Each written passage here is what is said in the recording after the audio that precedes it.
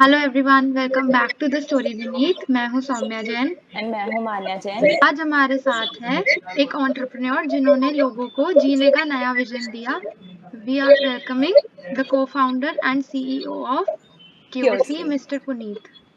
Hi everybody. Thank you so much to Soumya and Manya for inviting me here. It's really great to be interacting with such a great audience and such great minds, the young people of the generation.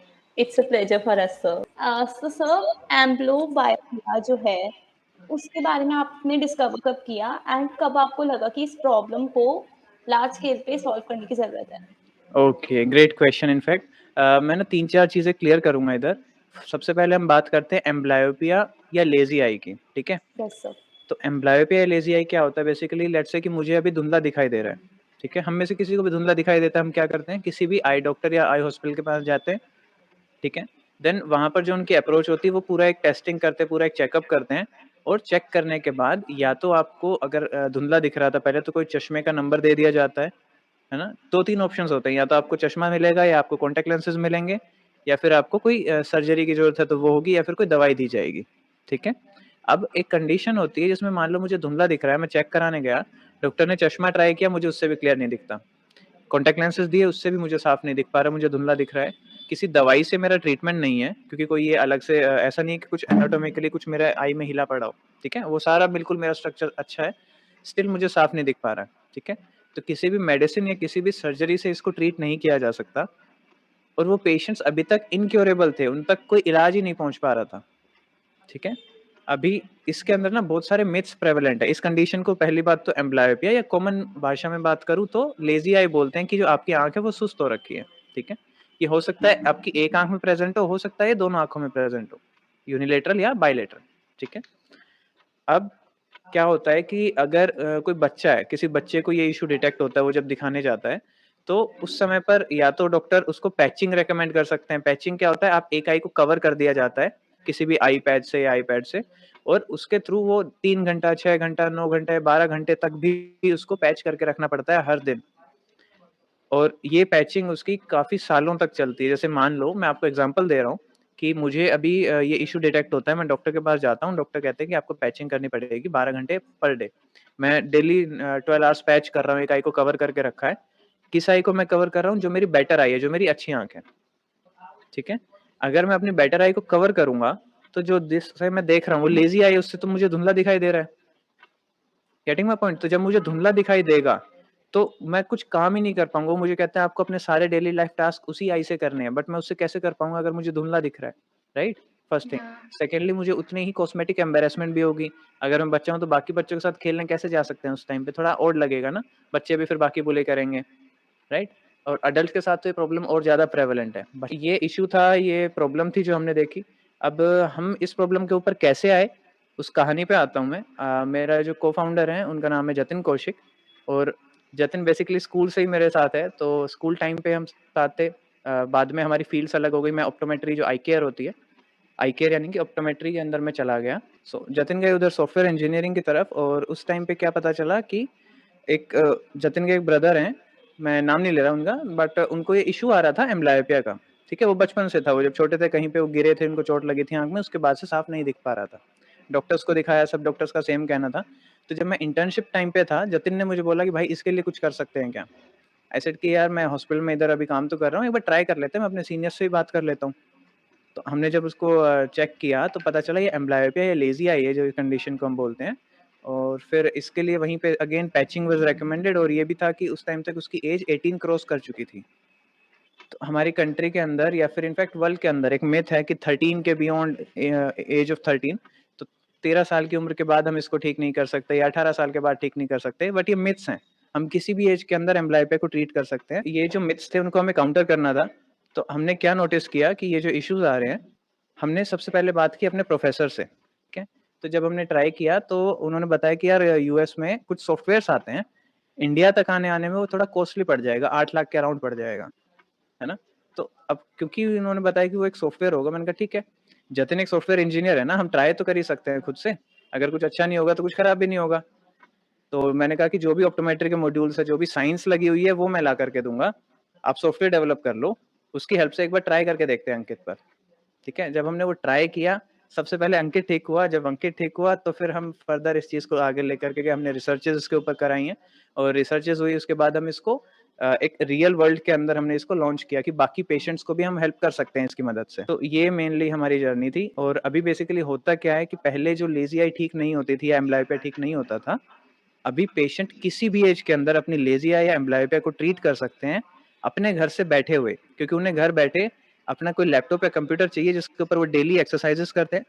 लगभग daily मान के चलो 1 घंटा उनका लगता है, 55 minute लगती हैं, पर 3 से 6 महीने के अंदर कितना भी सीवियर एम्ब्लायोपिया हो वो ठीक हो जाता है with the help of CureSee vision therapy. तो सर ये गेम्स आपने दिखाए थे शार्क टैंक पे, ये गेम्स डिजाइन किसने करे थे? हाँ, तो जतिन जो मैंने बताया ना वो सॉफ्टवेयर इंजीनियर है। सो डिज़ाइनिंग मतलब उसके अंदर क्या एलिमेंट होना है, किसको जंप कराना है, ये सब कराना है, वो सोचना हमारा काम है, लेकिन उसको कैसे रियल वर्ल्ड में उतारा जाए, कैसे उसकी कोडिंग करी जाए, वो सारा जतिन ने किया है। ऑप्टोमेट्रिस्ट थे। हाँ। तो सर आप उसके बाद एक अब एंटरप्रेन्योर है, तो ये जर्नी में आपको क्या-क्या चैलेंजेस आए एंड कैसी थी ये जर्नी आपके लिए? मैं कहूँगा कि ये एंटरप्रेन्योरशिप बेस्ट चीज़ है जो मैंने आज तक करी हो, क्योंकि मैंने अपने कॉलेज टाइम में सीखा होगा, है ना? ऑप्टोमेट्री के रिगार्डिंग वो मैंने थ्योरी सीखी या कहीं पे इंटर्नशिप करके प्रैक्टिकल सीखा। लेकिन एंटरप्रेन्योरशिप एक ऐसी चीज़ है जिसके अंदर ना आपके पास कोई थ्योरी होती है, आपको रियल वर्ल्ड में उतरना होता है, जो जितना रियल मार्केट में उतरेगा वो उतना ही सीखेगा और इसके अलावा इसमें कोई साइंस काम नहीं करती, आपके कोई लॉजिक काम नहीं करता। अब हमें पता है ना हम कैसे कंपनी को सर्वाइव करा के यहाँ तक लाए हैं और आगे कैसे क्या जाना है, वो सारी अब हमारी रिस्पॉन्सिबिलिटी है, जाना है, वो सारी अब हमारी रिस्पॉन्सिबिलिटी है। बट इश्यू भी है इसके साथ, अगर मॉनेटरी बेनिफिट मिलता है तो इसके साथ एक इश्यू भी आता है साथ में। पर्सनल लाइफ इसके अंदर काफ़ी हमारी मिक्स अप हो जाती है, पर्सनल और प्रोफेशनल ना अलग नहीं रख पाते। हमारे 9 टू 5 के वर्किंग आवर्स नहीं होते, हम आधी-आधी रात को 3-3 बजे तक काम में लगे हुए हैं, यही चलता है ना? हमेशा आगे का कुछ ना कुछ स्ट्रेस चल रहा है, काफ़ी स्ट्रेसफुल रहता है, तो अप्स एंड डाउन्स हैं, प्रोज़ हैं, कॉन्स हैं, बट अल्टीमेटली आपको डिसाइड करना है। Best thing is you choose what to do and when to do and why to do, वो सारा तो आपके अंदर है। Sir challenges of an optometrist versus challenges of an entrepreneur, इनमें क्या फर्क है और क्या चीज कॉमन है दोनों में? Okay. See, challenges of an optometrist, they are related to patients only, okay. right? But challenges of an entrepreneur include a lot of things. मतलब मैं पहले एक entrepreneur हूँ, फिर मैं एक optometrist हूँ. I'm optometrist by qualifications, but an entrepreneur by experience. ठीक है? अभी होता क्या है कि अगर ऑप्टोमेट्री मैं कर रहा हूँ या कोई मुझे चैलेंज आ रहा है, मुझे क्या चैलेंज आएगा बड़े से बड़ा कि भाई मेरा ये पेशेंट है, इसको मुझे कैसे ट्रीट करना है, मुझे उसके लिए अपने आप को अपग्रेड करना है, नई साइंसेस सीखनी है ना? वो बहुत ही इंपॉर्टेंट कैडर है, जितना वो कैडर नॉलेजेबल होगा, उतना पेशेंट को बेस्ट केयर मिलेगी। हम सब चाहते हैं ना हमें कभी हार्ट में कुछ हो तो हमारा बेस्ट सर्जन ही हो जो हमें देखे। कोई भी ऐसा कम नॉलेज वाले आ जाएँगे तो शायद कुछ इतना अच्छा ना कर पाएँ, ठीक है? तो उसके अंदर अपडेटेड रहना बहुत ज़रूरी है। लेकिन एंटरप्रेन्योरियल के अंदर क्या इस जर्नी के अंदर क्या इश्यू आता है कि हमें instead of just being updated, यहाँ पे डिसीजन मेकिंग की बहुत बड़ी एक स्किल है। आपको सही टाइम पे सही डिसीजन लेना, रिस्क बहुत हाई, आपको रिस्क टेकिंग एबिलिटी होनी चाहिए कंपेयर्ड टू ऑप्टोमेट्री, जहाँ पर आप श्योर शॉट होते हो तभी वो चीज़ करोगे आप पेशेंट के साथ। यहाँ पर क्या है कि एंटरप्रेन्योरशिप में कि आपको रिस्क लेना पड़ेगा, आपको नहीं पता मार्केट अच्छे से रिस्पॉन्ड करेगी, नहीं करेगी। मेबी जो अभी हमारा शार्क टैंक हुआ काफ़ी अच्छा गया, हो सकता है नहीं जाता, राइट? तो वो एक रिस्क है जो हमने लिया, है ना? जस्ट एक एग्जांपल दे रहा हूँ आपको छोटा-सा। कोई हमें सेकंड वर्जन निकालना है या हमें कल को कुछ और करना है, कंपनी ग्रोथ है, वो सारी चीज़ें मैटर करती हैं, तो उसके लिए रिस्क टेकिंग एबिलिटी चाहिए। स्टोरीज क्या रही अब तक की कि जिनका एक्चुअली में ये प्रॉब्लम क्योर हो गया, क्योंकि लोग सोचते थे कि ये अनक्योरेबल है, तो ये मिथ टूट गया किन लोगों देखिए, मैं आपको ना कुछ दिखाता हूँ। का। सर बहुत ही डल आ बहुत ही रहा है, वाले अच्छा ब्लर आ चलो रहा कोई है। नहीं, मैं वैसे बता देता हूँ। मेरे पास ना डेली मैसेजेस आते हैं। मैसेजेस किन से आते हैं? हमारे ना B2B प्रोवाइडर्स, मतलब जितने भी डॉक्टर्स हैं, जितने भी ऑप्टोमेट्रिस्ट हैं, वो सब हमारे साथ जुड़े हैं। पूरा नेटवर्क हम लोगों ने बनाया हुआ है बेसिकली। तो वो लोग अपने पेशेंट्स को ये सॉल्यूशन देते हैं, आगे ऑफर करते हैं। अब इन्होंने आज मुझे मैसेज भेजा है, ये एक ऑप्टोमेट्रिस्ट हैं काफ़ी रेप्यूटेड पुणे से। इन्होंने आज मुझे मैसेज भेजा है कि 3 दिन के अंदर इनके एक पेशेंट की 1 लाइन इम्प्रूव हो गई। वाओ। अब सोचो कहाँ पहले 1-2 साल के अंदर इम्प्रूव होती थी, अभी वो 3 दिन में इम्प्रूव हो रही है। ऐसे मैसेजेस आते हैं मेरे पास डेली, है ना? अब साथ में जो पेशेंट्स हैं, पेशेंट की लाइफ की बात करूँ तो मेरा जो फर्स्ट पेशेंट था वो एयर फोर्स में लगा था, आफ्टर ओह गेटिंग ट्रीटेड। वाओ!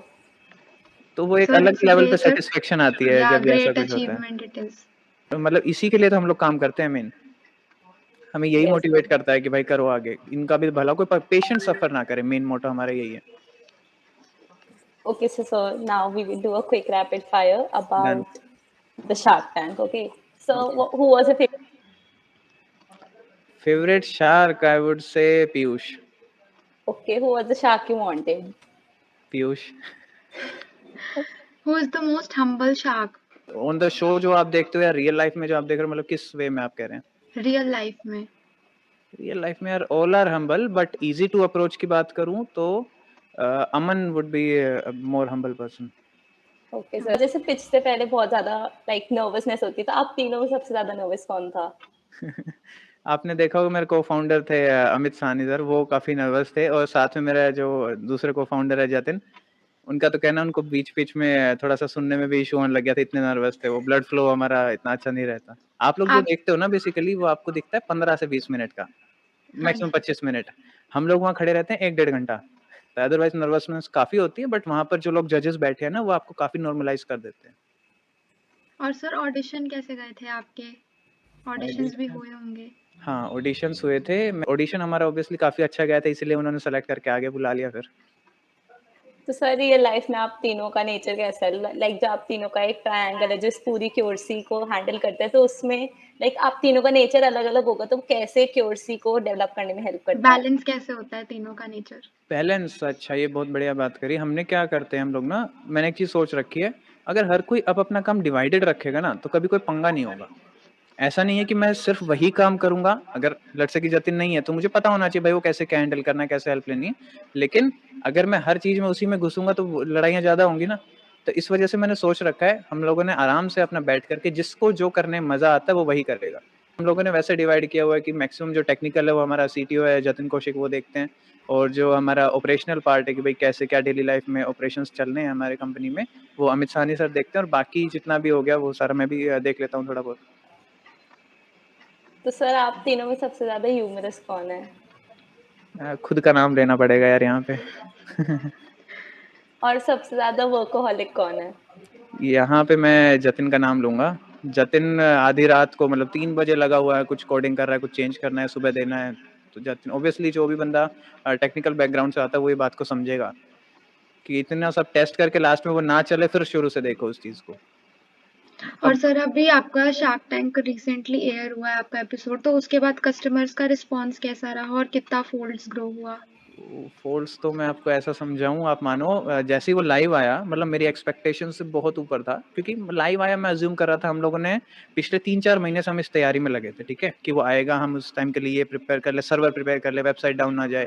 पर जब वो आया, इतनी कॉल्स आई, मेरा फ़ोन वहाँ पर हैंग हो गया कि एक साथ इतनी सारी कॉल्स आ रही है ना, वो नंबर कहीं पर पब्लिश रह गया होगा। तो अब दिन में या एवरेज 700-800 कॉल्स हैं उसमें। ओह! अभी तक है सर उतनी? अभी तक चल रहा है वही। हम तो ऑर्डर्स के अंदर ही लगे पड़े हैं कि कैसे उन ऑर्डर्स को फुलफ़िल करे जा रहे हैं। किसी पेशेंट को कोई इश्यू ना आए, इतने सारे ईमेल्स हमने चैटबॉट इंटीग्रेट किया था, तो उससे सपोर्ट दे रहे हैं। और सर वो जो प्राइसिंग का इशू पीयूष सर ने बताया था कि 18,000 से वो क्या वॉइस 200 टू आपके बीच में ना वॉइस क्रैक हो गई थी, बट मैं मोटा-मोटा समझ गया हूँ। आप पूछ रहे हो कि जो द सर मैं प्राइस। दोबारा पूछती हूँ 1 सेकंड, हाँ, क्योंकि एडिट ठीक। में कट करना पड़ेगा। ओके। तो सर मैं पूछ रही थी कि पीयूष सर ने जैसे आपको बोला था कि आपका प्राइस लेवल थोड़ा हाई है तो 200 टू 500 लाना पड़ेगा, तो वो हो गया प्राइस सेट या फिर अभी? नहीं, अभी वो चल रहा है यार। होता क्या है ना, वो तो आपने शो में देखा था। रियल लाइफ़ में हमें जो सारी वैल्यूज़ डिलीवर करते हैं ना, मैं आपको दिखाता हूँ। हमारा बेसिकली हमारी एक पूरी किट रहती है जो पेशेंट्स तक पहुँचती है। अगर मैं हमारी शिपिंग इंक्लूड करूँ, पैकेजिंग इंक्लूड करूँ, जो जो गुड्स हम डिलीवर कर रहे हैं उन तक, है ना? पैचेज़ हम डिलीवर कर रहे हैं 2 टाइप के, साथ में वो एनाग्लिव ग्लासेस वगैरह होते हैं, और थेरेपी का एक्सेस है। तो मेरी शिपिंग कॉस्ट ही नहीं निकलेगी इतने में। तो वो सब शो का एक पार्ट था, बट मैं आपको बताता हूँ तो मोटा-मोटा हमने इसको काफ़ी कम किया है। तो सर एट लास्ट मैं ये पूछना चाहती हूँ क्यूरसी का अब विज़न क्या है? क्योर्सी का विजन किसी को भी देखने में कोई परेशानी ना रहे, चाहे वो किसी के भी साथ मिल करके कैसे भी हमें करना पड़े, किसी भी लेवल पे जा करके, बेशक कितना ही सस्ता हमें करना पड़े या महँगा, पर I don't care about that. Main issue ये है कि पेशेंट के लिए हेल्पफुल होना चाहिए, इसीलिए वहाँ पर भी आपने देखा होगा, instead of going for a higher valuation ना जो हमें मिल रही थी, वी डिसाइडेड कि नहीं, पेशेंट का भला होना चाहिए, जो पेशेंट को बेनिफिट देगा हम उसी साइड चलेंगे, वैल्यूएशन बाद में देख लेंगे। तो sir how did shark Piyush help you? उनके ना इंडस्ट्री के अंदर जो कनेक्शंस हैं, वो जैसे शुरू से आई केयर के अंदर, आई वेयर के अंदर रहे हैं। तो yes sir. First thing is connection, secondly हुँ, जो एक सप्लाई चेन होती है, कैसे हमें इन्वेंटरी को मैनेज करना है ना, वो सारी चीज़ों में वो लोग हेल्प कर रहे हैं हमें। Okay sir. है? So that was it, sir. Thank you so much thank for you so taking much our यार। time. It was such a great session. Thanks to you, आप लोग अपना टाइम निकाल करके दोनों ये सब कर रहे हो। Thank you so Thank you, much. sir. Thank you so much Manya, thank you Saumya.